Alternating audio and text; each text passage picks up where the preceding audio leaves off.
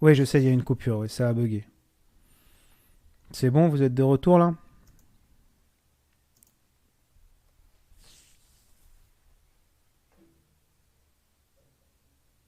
Heureux.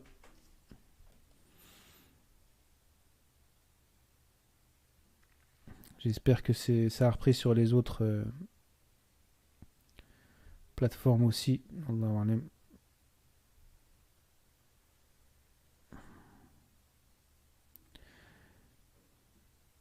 Ah, ouais, sur Facebook, sur YouTube, c'est OK. Taïeb. Donc, je ne sais pas exactement où ça s'est arrêté, où nous sommes arrêtés. Wa alaykoum salam wa rahmatullah. Je disais que tout vient d'Allah, le bien et le mal. C'est lui qui crée nos actions. Il crée nos actions de bien, nos actions de mal. Mais ce qui vient de nous, c'est le choix. Ça, c'est ce qu'il nous a donné comme marge de manœuvre, ce qu'il nous a donné comme liberté. C'est ça le libre arbitre. Je choisis de faire le bien ou de faire le mal. Une fois que j'ai choisi, Allah me crée les actes que moi j'ai choisis. Vous comprenez? Euh, Parce que, en fait, bon, c'est pas la peine non plus de trop se casser la tête sur tout ça. Faut savoir que nous avons le choix de faire nos actes, mais Allah sait bien sûr, puisqu'il sait tout, ce que vont être nos choix. Mais nos choix, ils viennent de nous quand même si Allah le savait. Et c'est donc pour cela que, sur cela que l'on sera jugé.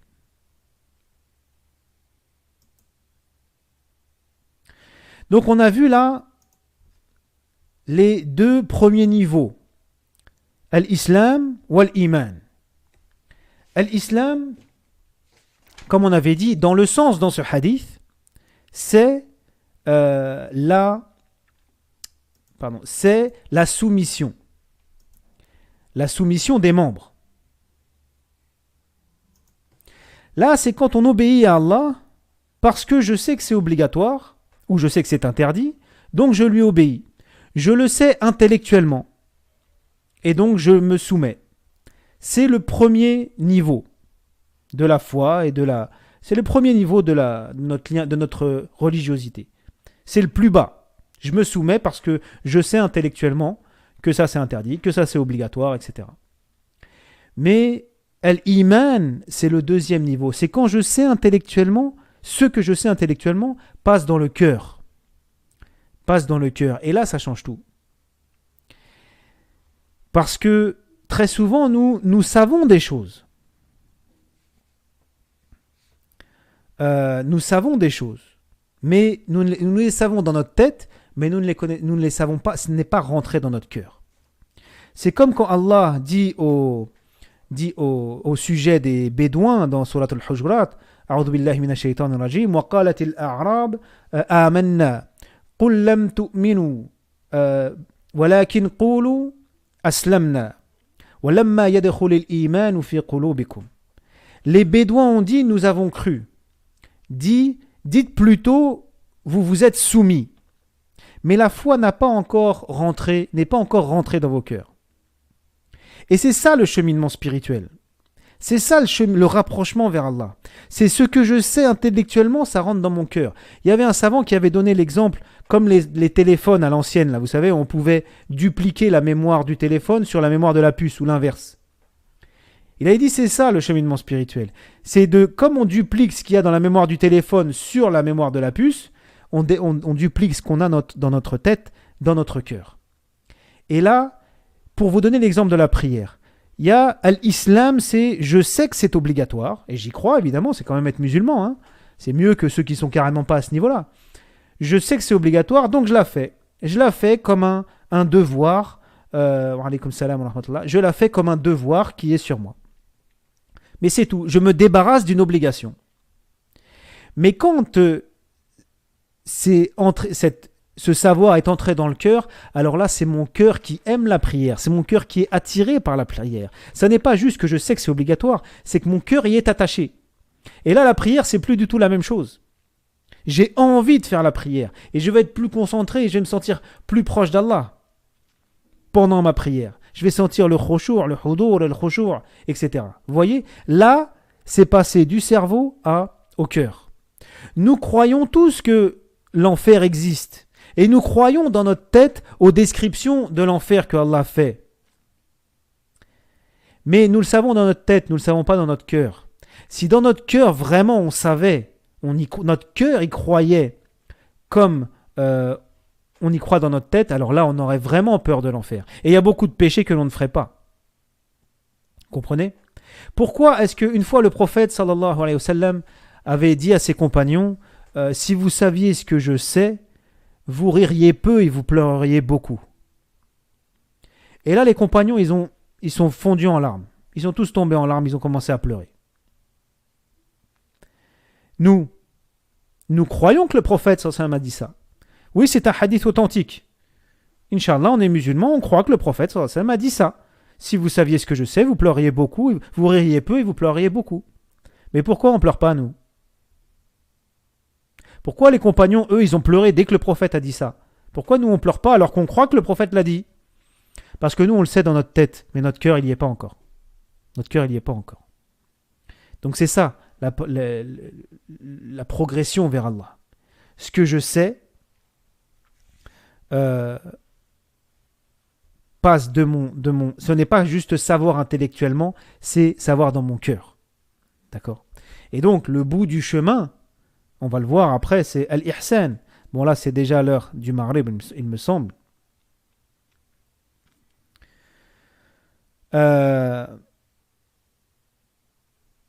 Aussi, oui, ce que je voulais dire, je prends quelques minutes.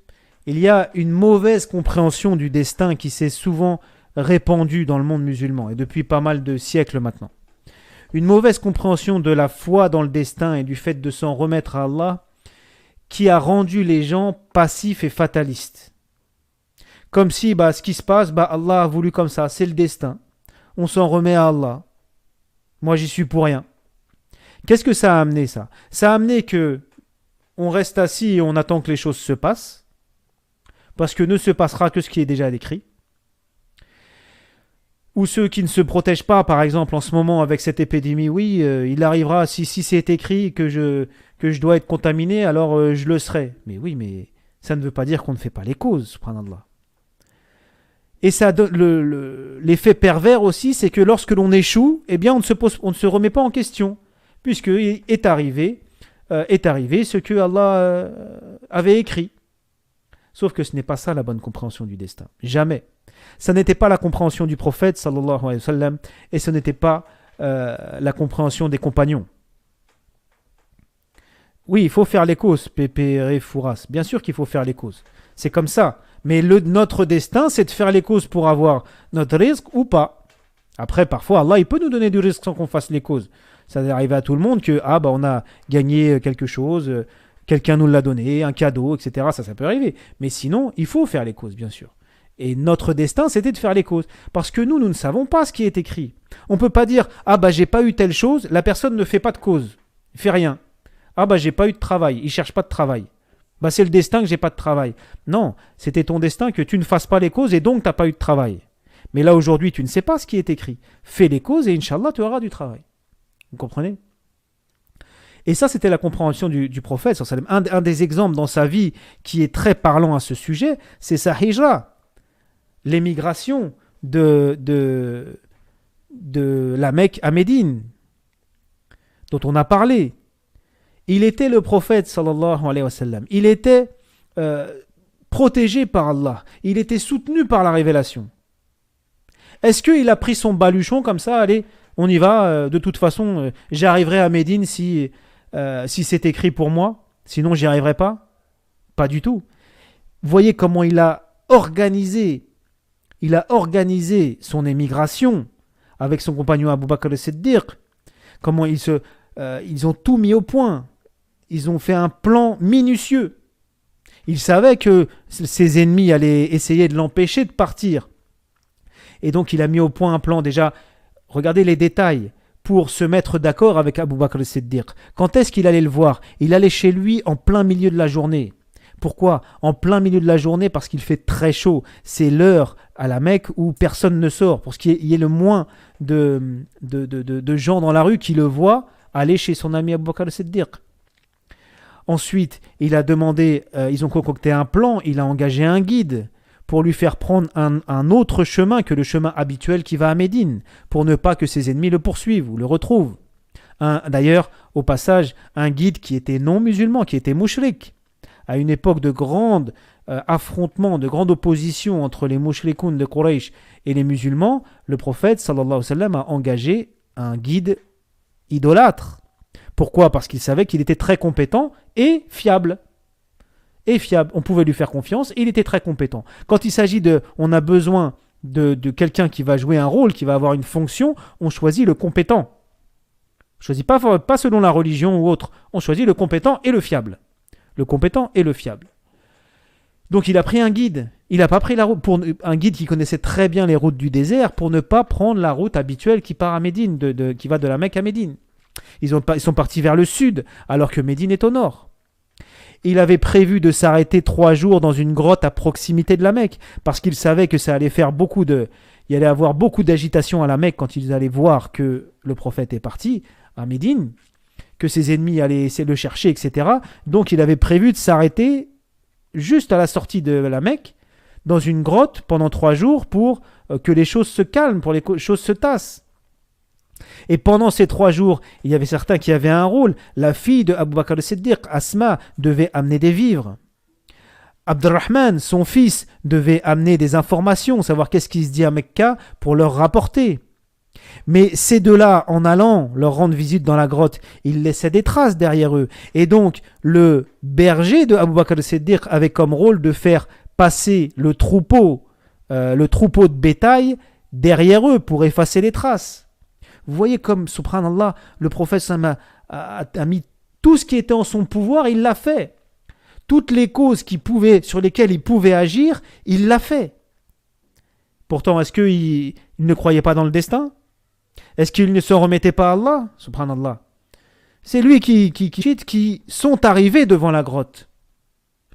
Et que, alors que la grotte était en contrebas comme ça, Abu Bakr al-Siddiq dit au prophète, mais il suffit qu'il baisse le regard et il nous voit. Qu'est-ce que lui a dit le prophète sallallahu alayhi wa sallam? Ma dhannuka fithnayn thalithuhum Allahu thalithuhuma. Qu'est-ce que tu penses de deux personnes dont le troisième est Allah? Ne t'inquiète pas, Allah est avec nous.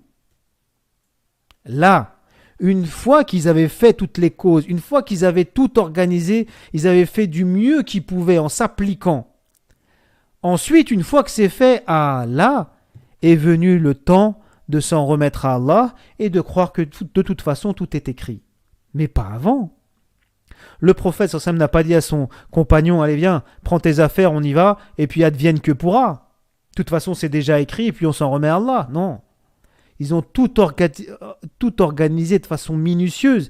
Mais une fois que c'est fait, une fois qu'on a fait les causes, tout le reste sur lequel on n'a pas de pouvoir, là on s'en remet à Allah subhanahu wa ta'ala.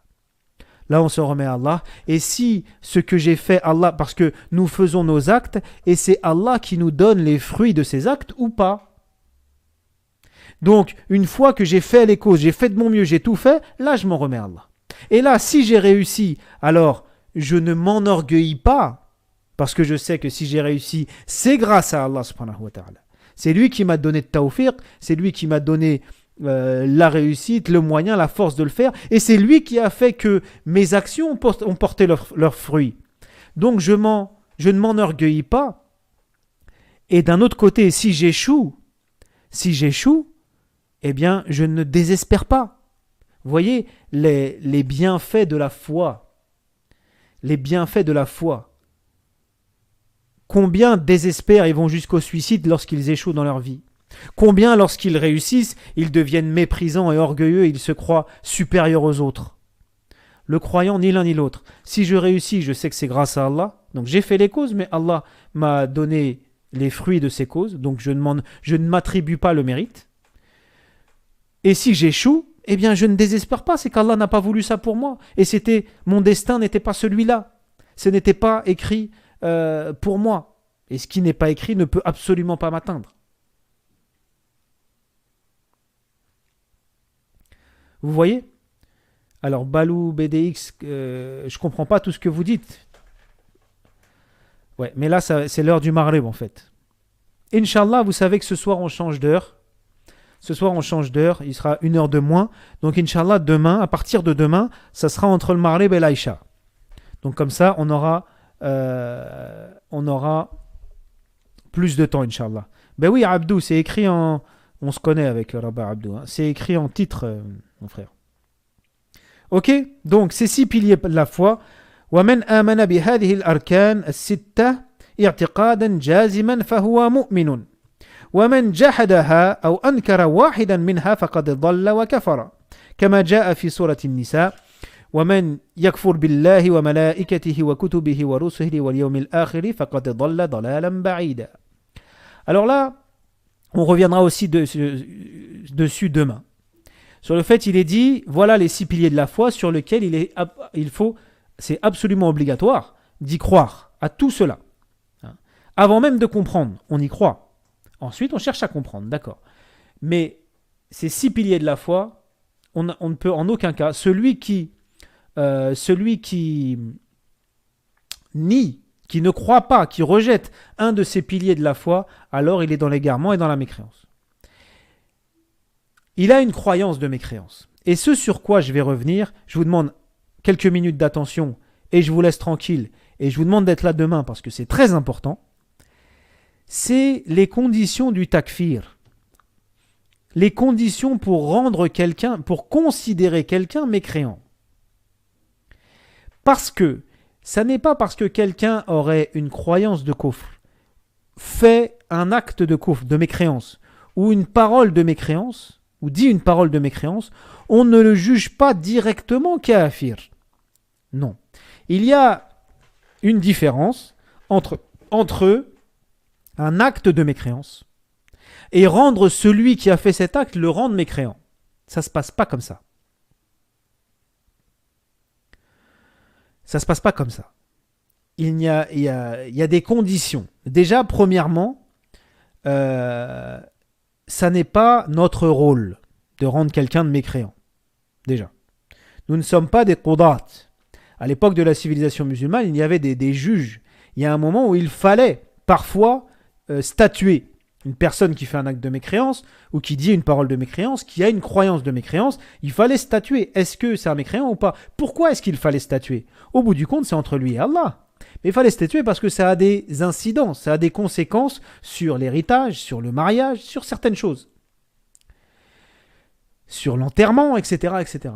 Donc, parfois, il fallait statuer. Est-ce que ces juges-là, qui étaient tous des grands savants, évidemment, être juge à l'époque de la civilisation musulmane, c'était être un savant. Est-ce que directement, c'est bon, il le jugeait kafir, celui-là, il a fait un acte de kufr, donc c'est un kafir? Non. Ce n'était pas comme ça. Il y avait des conditions à respecter. Donc déjà, nous, ça n'est pas notre rôle. Nous ne sommes pas qudat. Nous n'avons pas à statuer de ça. Premièrement. Et deuxièmement, dans notre fort intérieur, dans notre cœur et dans notre esprit, on va voir pourquoi ce n'est pas parce que quelqu'un dit ou fait un acte de mécréance que forcément on va le juger mécréant. Il y a des conditions à ça que l'on verra demain, Inch'Allah ta'ala. Ok? Donc je vais vous laisser, Inch'Allah, parce que de toute façon c'est l'heure du Maghrib, pour ceux qui sont sur Paris. Et on va aller faire le Maghrib.